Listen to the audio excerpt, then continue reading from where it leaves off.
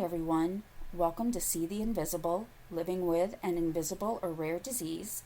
My name is Rhonda Franny Jefferson, and thank you so much for taking some time out to listen today. If you're new to the podcast, welcome, and I really hope that you can get something from this podcast. This is a podcast that helps advocate for those who have an illness that's considered rare or invisible, and these are usually chronic illnesses as well. It's also, helping to show support for those that actually support us, whether it's a spouse, a boyfriend or girlfriend, family members that help support us because they're also impacted by the invisible illness. And if you are returning to the podcast, thank you so much for tuning back in. Now, this episode was recorded a little differently than the way I normally record episodes. Normally, I'll record the episodes one at a time and upload at the end whenever I'm done doing the podcast. Now, for this one, I actually had a very, very long podcast recorded. It was almost an hour, which I'm trying to keep mine just around half an hour if possible. So what I did is I did split it in half. So after this introduction, then the rest of the podcast, you'll probably notice, because I did as well, my voice is a little scratchy. I do talk a lot about inflammation in the podcast, and during the time that I was recording, I actually had some inflammation going on, and it normally sounds like I have a cold or a respiratory infection when I have that going on. So most of the podcast, my voice will sound different. And then I'll get to the end where I recorded a closing. So you'll hear the same voice that you hear right now. So that's just the reason why. Also, just to address something that I do, address sometimes, it is difficult at times for me to be entirely consistent with, getting the podcast out on a certain time, just because if I do have a flare-up or if I have a lot of doctor's appointments in 1 week, then that might delay it. So I may just start recording a couple episodes in advance, and if something comes up, I'll just drop them in. And what I'll do is I'll just go in and record an intro like this so you'll know in case I'm going off topic. So the previous week I had mentioned one topic, and for some reason that is discussing another topic. You'll know why. So I appreciate any understanding on that. I'm really trying to, get as much information and things done prior to the Monday, which is when I do hope to upload the podcasts. So, hopefully as I get a little bit further along in becoming more comfortable with recording and researching and everything, hopefully I'll be able to get a better routine going. Now, I always do want to provide a disclaimer, and that disclaimer is I am in no way a medical, insurance, or legal expert. So if you do have any questions, please make sure that you reach out to the appropriate expert in that area. And in just a moment, we'll start the second half of the podcast, which was really the journey of how I got my diagnosis. This is going to pick up really at a part where I'm in the hospital, and this really was a very strong emotional point for me.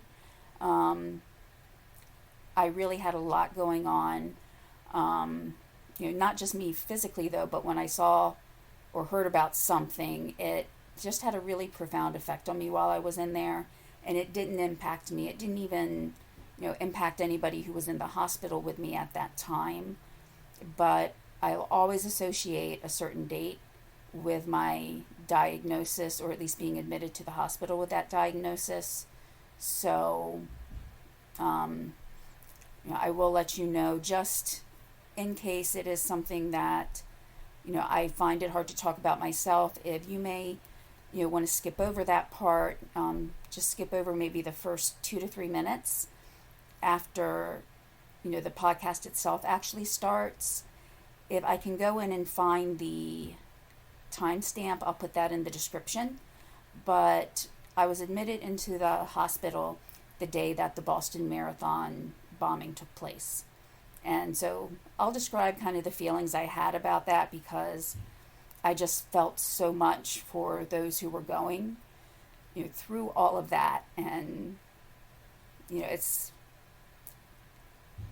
I just really felt for them because they had just completed this incredible, incredible feat, or they were there with family, and all of a sudden that joy was taken away and people's lives were impacted. So, again, I just want to kind of give some preparation for that, and I will go in and find that timestamp. So I'll give you some time right now. I'll be dropping off in a second so that the podcast can pick itself up. I do appreciate everybody taking the time to come in and listen, and hopefully, if you feel like you're getting something out of the podcast or someone else might like to listen to it, please feel free to share it. I do want to kind of lend the message of support to anybody who wants to hear it. So I know that sharing helps spread the podcast, as well as the more downloads I have and things like that. And so here I will be starting the rest of the podcast. Thank you again for tuning in, and I will talk to everyone next week. And while I'm in there, they have a little TV on, and it's interrupted to say that the Boston Marathon had a bombing. And I just started crying and crying because, even though I was in pain, at least I was in a hospital. And all I could really think of was, the runners in the marathon. They just completed something so important. Their family members were at the finish line to greet them, and in a second, the action of someone else ended or changed their lives forever. And that was without warning. At least, I had some warning, feeling the illness to get to the hospital, and I was scared myself. So to imagine people, finishing possibly the biggest feat of their life, and something like that happens. And, I just can't describe the feeling really that I was having. I felt guilty, about being at the hospital, I think, because again, the people who were injured, they weren't at the hospital when that happened, that they would be in pain for even longer, while treatment started. So I will always know that that's the date I was admitted into the hospital. I was assigned a doctor, not from the ER, to see me. I, went through the whole question, is this Still's disease possibly? And his response was, when you hear hoofbeats, look for horses, not zebras. And I was just, I can't say really frustrated. It was much stronger than that. It was almost like nobody was listening to me again. I had told many doctors and nurses when going through the family history that my sister had passed away the previous year. But, I was in there probably about 2 to 3 days, and things were getting worse. And they just couldn't figure it out. I was in a quarantine area, and at least I think it was called quarantine. I know it was, you had to have a gown and mask and everything on to see me. And they told me it wasn't that they felt they would get sick. They felt that there was something in my system, some type of illness. So one day my dad does come in, and he, is getting his gown on. The charge nurse was giving it to him and everything. And he mentioned that the following week would be the 1-year anniversary of my sister passing. So they had a conversation and found out what it was that she had passed from. And that illness is an inflammation illness. So The doctor at one point looked at me and said, I think we need to start looking for the zebras. And yeah, I know that one of the tests had to go to another lab. They were waiting for some of the test results. But late in the night, one of the nurses called the doctor to, inquire about some things, and he approved an anti-inflammatory medication that could go directly into my central line, and that felt so good. The best way that I can describe it is if you've ever had to wipe ice or snow off your car and your hands are freezing, if you were to go in and put them directly under hot water, how that would feel. And it's amazing that it's almost the same feeling, but the function was different. It helped with the inflammation. Previously, they had been giving me some pain medication, but I told them it wasn't doing anything. And what it came down to is the actual inflammation needed to be treated. If that wasn't treated, then I would continue to be in pain. So I'm actually relieved. I'm like, yes, I have a diagnosis. I'm so happy, until the doctor told me what the possibilities were. There was a medication that they gave me that they told me could have severe side effects. And sure enough, one of them did end up happening. But until this past year, 2020, there was no FDA-approved treatment for what I had. It was that rare that there was no research, no approved treatment. So it became very difficult to get insurance approval for anything, get the actual medication sometimes that I needed because it didn't fall under the diagnosis code or something like that. I'm actually going through some of that right now. So, in the end, it did end up being Still's disease. If my mom had not read that article, I would have never known to try to look for something, but it worked. And, I thought my ordeal was over, but when I did meet with the rheumatologist again, I was explained to that it would be a long time for that recovery, and it was a possibility it would be chronic. Now, at this time when I saw her, I probably still had some of the steroid or the effects of it in my system, and I thought I felt fine. Why, can't I go back to work? Why can't I do this? But by probably about day 4 or 5 that, I had been home from the hospital, I was in so much pain. So I realized what she meant then. So for the next 8 or so weeks, thankfully I had disability through work. I was home and slowly feeling better and coming to a realization that there was a possibility I could have lifelong effects from this. And sure enough, I am. With the Still's disease, there's some people who may have only one flare-up in their lifetime and then it goes away completely. There can be people who have moderate symptoms all the time and may not have flares that often. There's so many different situations. It's like a bar or percentage. If you were to look at it, there's a lot of people who actually can just go back and they never have another episode. I've had a number of episodes since then, since the diagnosis, but there are 2 instances, or actually 3 in my past, that make me think it was possibly a juvenile form, because this is kind of an adult. Well, from my understanding at the time, it was like an adult form of idiopathic juvenile rheumatoid arthritis. So I would still see the rheumatologist, but there were days, where I got up, I could barely walk, and I was able to work somewhat normally for about the next 6-7 years. But recently my doctor has told me, my body's not bouncing back.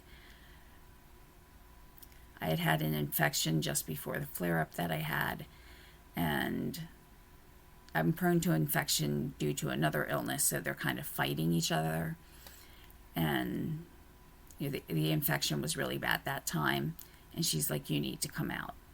So I'm going through that process now. It's more than a little difficult for me, which may be why I decided to start the podcast. The episode releases may be sometimes a little erratic, not on a certain day or time, and that's actually because, I'm not really sure what days I'll be able to finish them. There was a time not too long ago I couldn't sit up for an extended period of time. So, when I'm just doing daily chores, I sometimes have to sit or have, my support system, my husband and kids, try to help.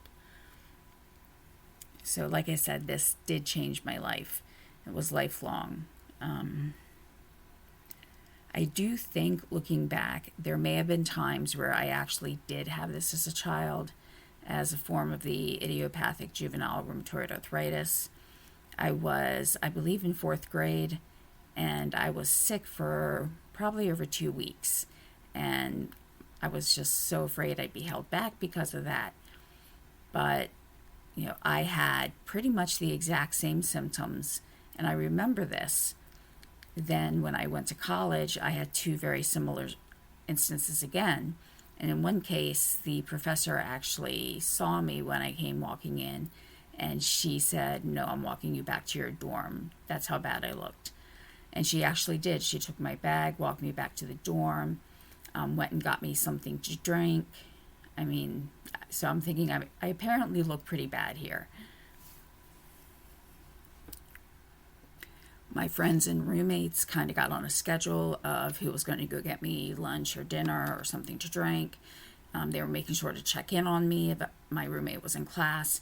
So, it was really a number of people who kept an eye on me during those times.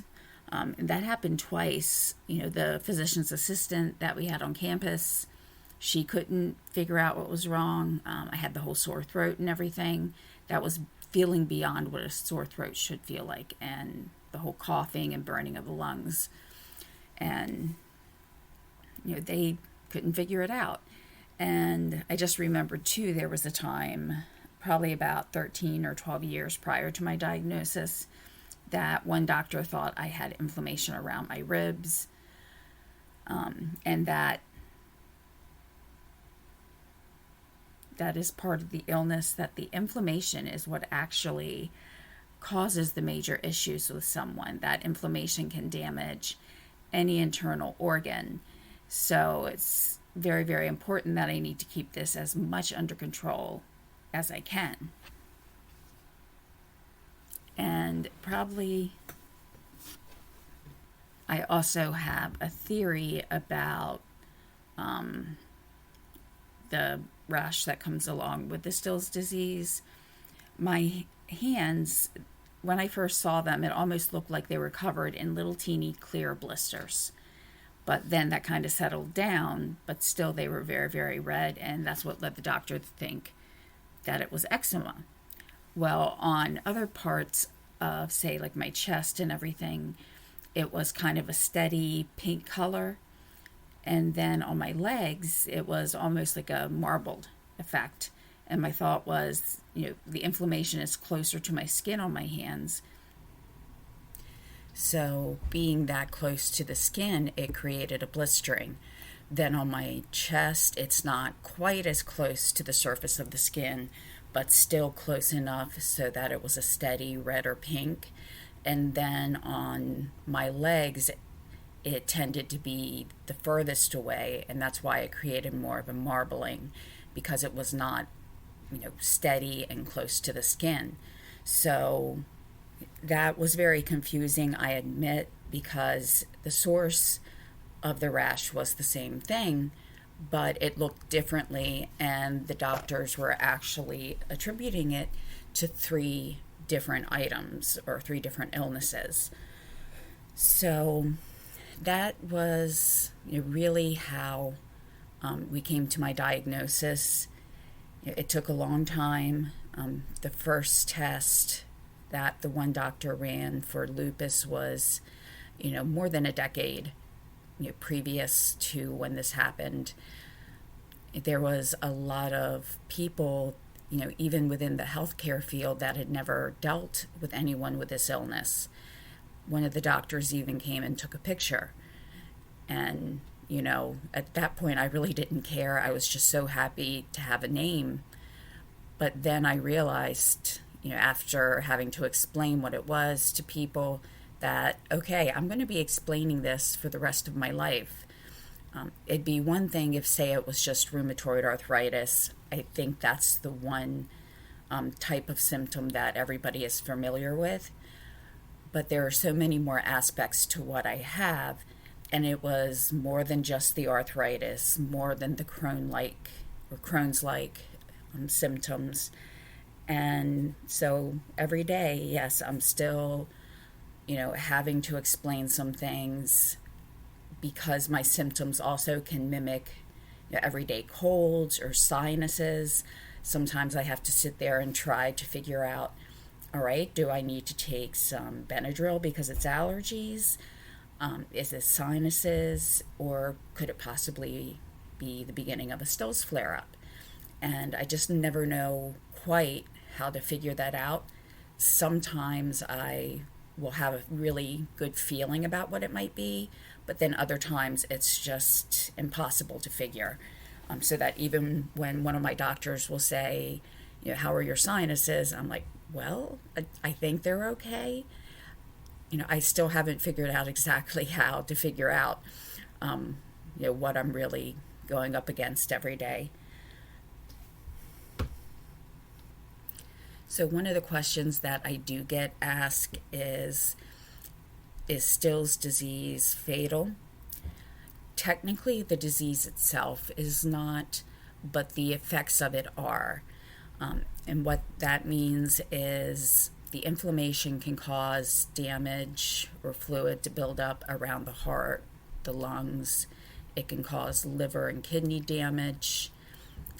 I did have an experience with one doctor who told me there was no abdominal pain associated with Still's, yet if you go to some websites, it's very prevalent on there to say that yes, there is abdominal pain, and that's because there's inflammation around certain organs. So literally anything that can become inflamed will become inflamed. That's usually where I start my explanation, because if someone really understands that, they probably won't ask many questions. Some people might ask a few, but that's really the best way to explain it. Some days I have very few symptoms. Of course, I think I'll always have some arthritis feel. I always feel some pain in my joints and muscles.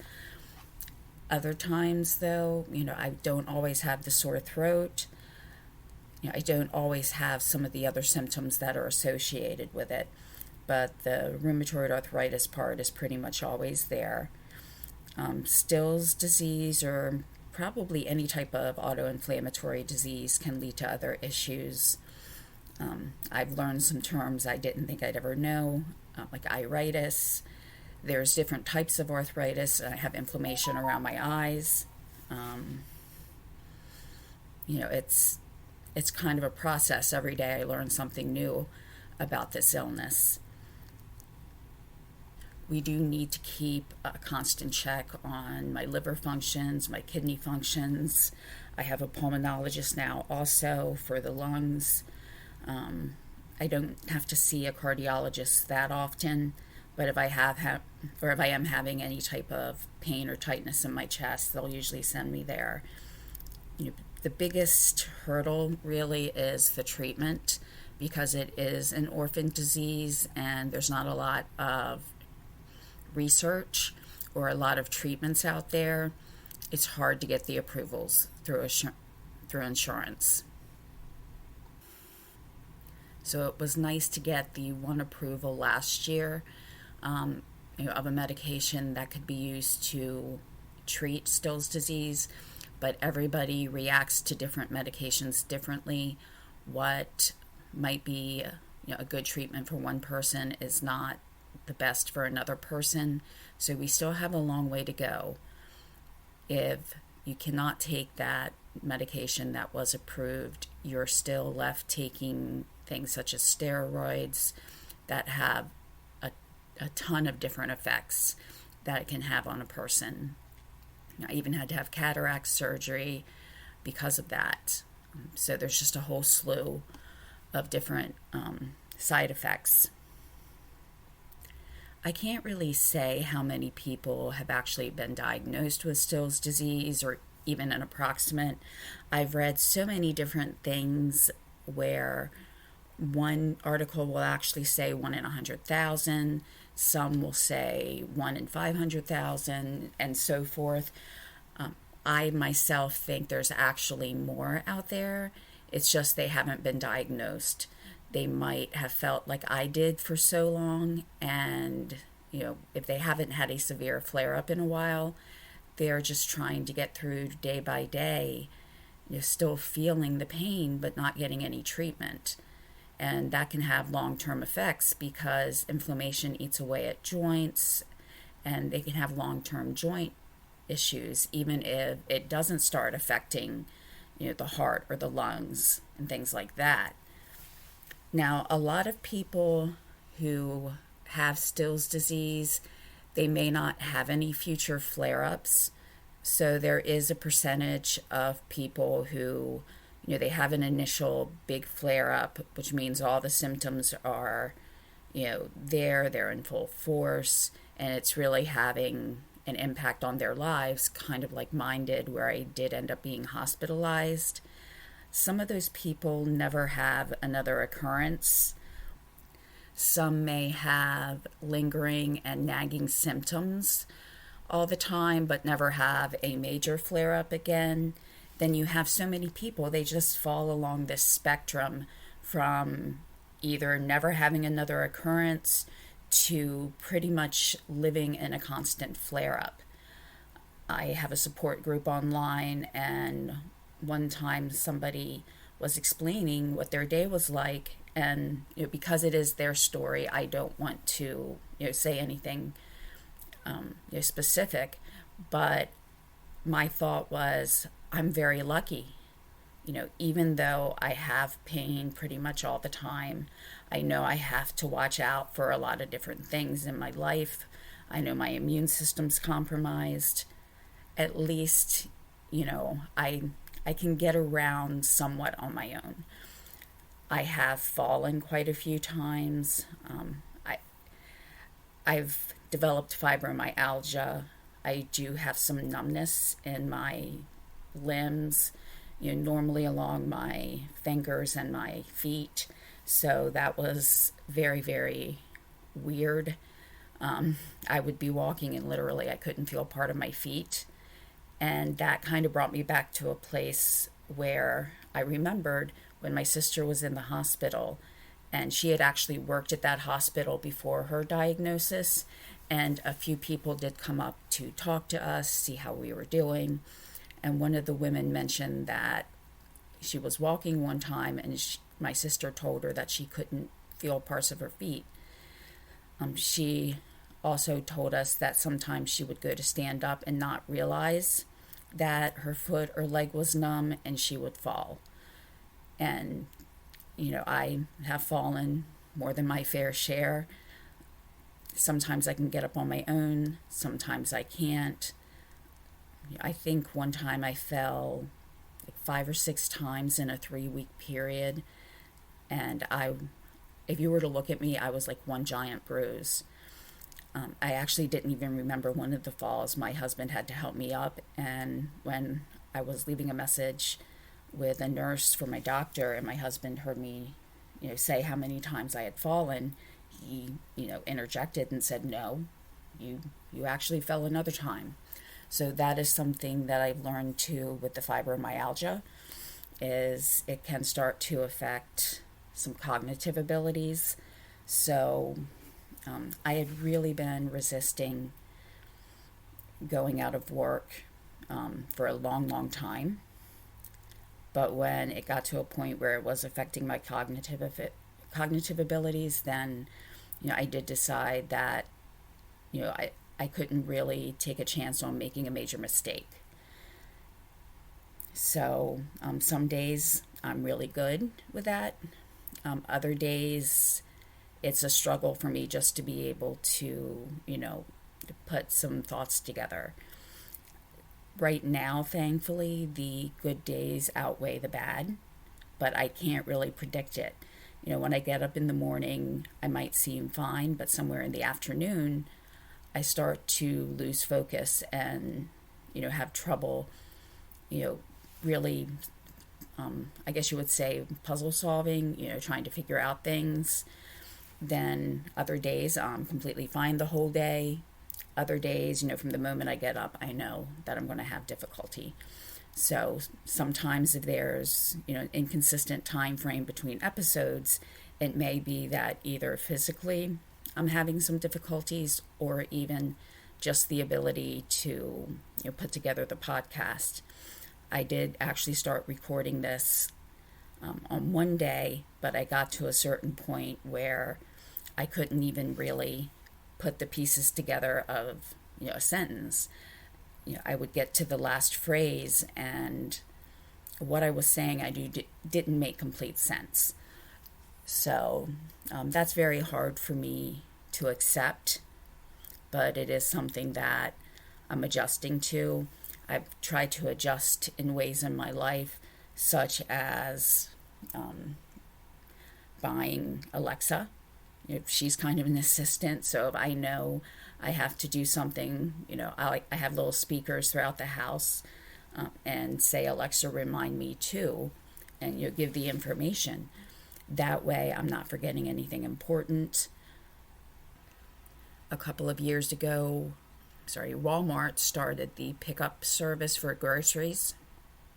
So I started using that at that time.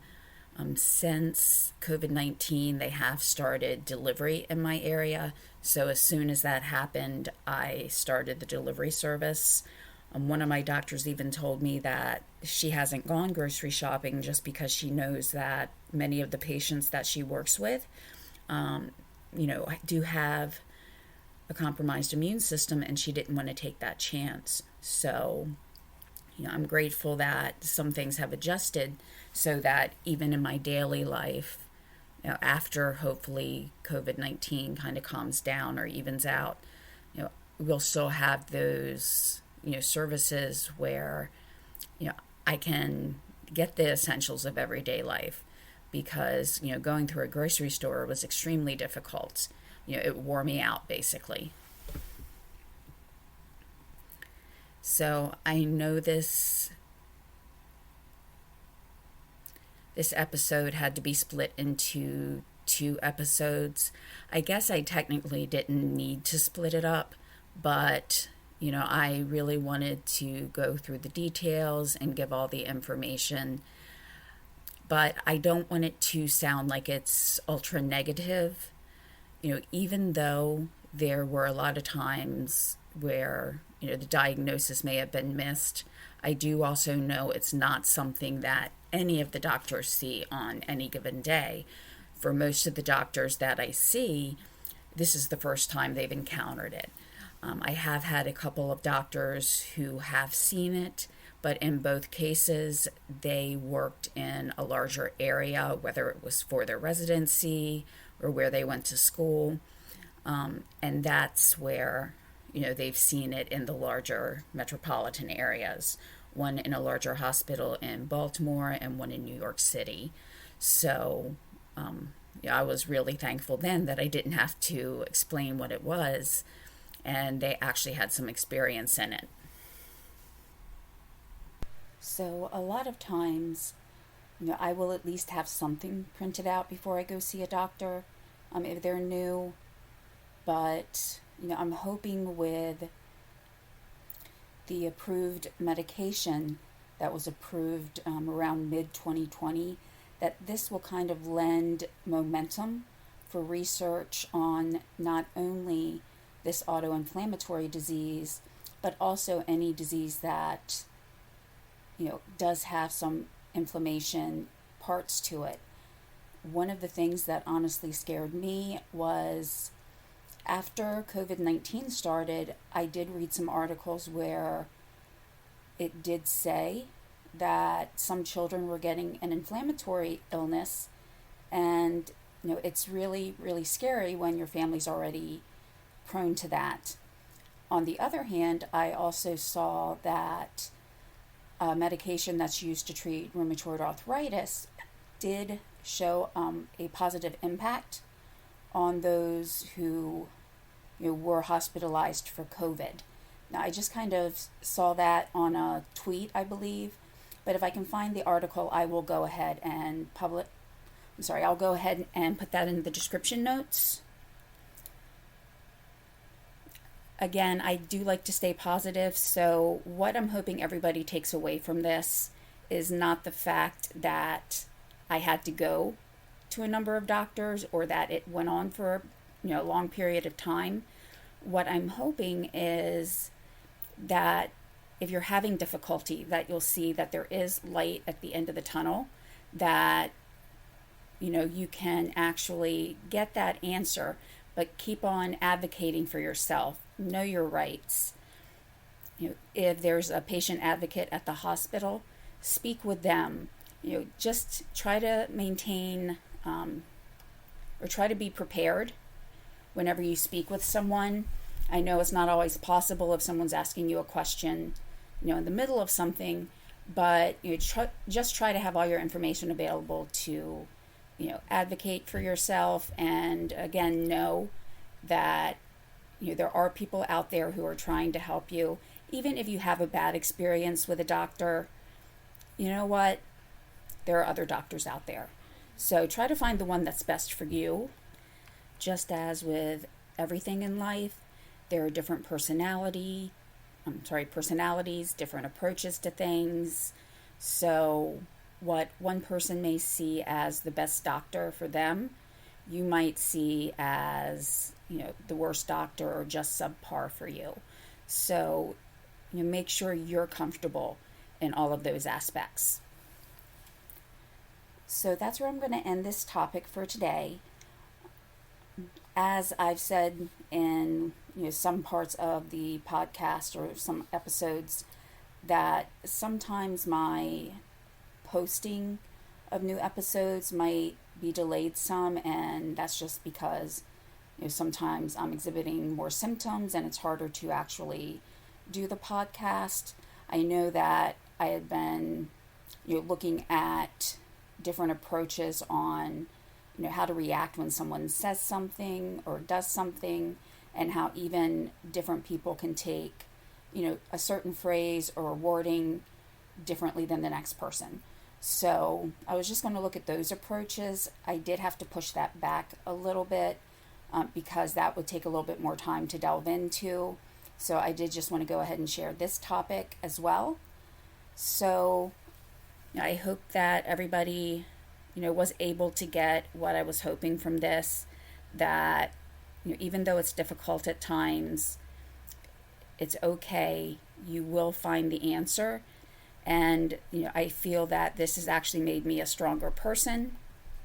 Even in my experience as a mother, I've learned what is the most important thing that I really need to fight for, or know that I need, or what other things can I say, okay, I need to still look at this, but this other need is more pressing. Though I wish the circumstances were different, I really do feel that I've grown, and I think a lot of people can learn from the experiences that they have while being diagnosed. I really do hope that no one has to go through a long period of time before there's a diagnosis, but I know that in some cases it is a long period of time. So just keep your chin up. I don't want to use too many cliches to describe it, but keep going, and you will find your answer as long as you keep fighting for yourself. So I will continue to try to work on the episodes I've been talking about. If you do have any episode suggestions, because I'm finding I've done a few episodes now, and the topics that fit a general audience of an invisible disease, some of the topics that I found are more narrow or more focused. So if there's a topic that you would like me to cover, whether it's a broader spectrum that can impact almost everyone with an invisible illness, or if it's more narrowed to a specific family or type, please feel free to email me or contact me through any of my social media. It's going to be listed in the description of the podcast below. My email is seetheinvisible2020@gmail.com, and that's probably the best way of getting in contact with me. Or the Facebook page is See the Invisible 2020, all one word. So, those are probably the two top ways. Now, as always, I appreciate everyone who's taken time out to listen today. I really hope that this message of support or positivity can have a positive impact on someone. I've kind of been learning how this whole podcast thing works, just as I've been recording more episodes and even listening to more episodes. I know I briefly mentioned this at the beginning of the podcast, but I found that it is supposed to help more people find us if there's more subscribers or more downloads or more 5-star ratings. I know not every podcatcher has an option to rate a podcast. I did see something though on the actual web page for Red Circle, which is the host or platform for the podcast. So if you do link to it directly from there, there should be an option, as well as I know I've seen the options in iTunes if you happen to subscribe there. I do want honest feedback though, so I know that 5-star ratings help, advance the podcast, but if there's any other feedback, I want to make the podcast better and also be able to, provide information for both a broader base of people who have an invisible disease, as well as, if there's something specific that needs to be addressed in certain types of illnesses. So if you do get an opportunity, please go in and, rate the podcast or leave some feedback. If you do think that someone else might, benefit from just hearing a message of support, please feel free to share the podcast. I would really, really appreciate it. Thank you so much, and talk to you next week. Bye.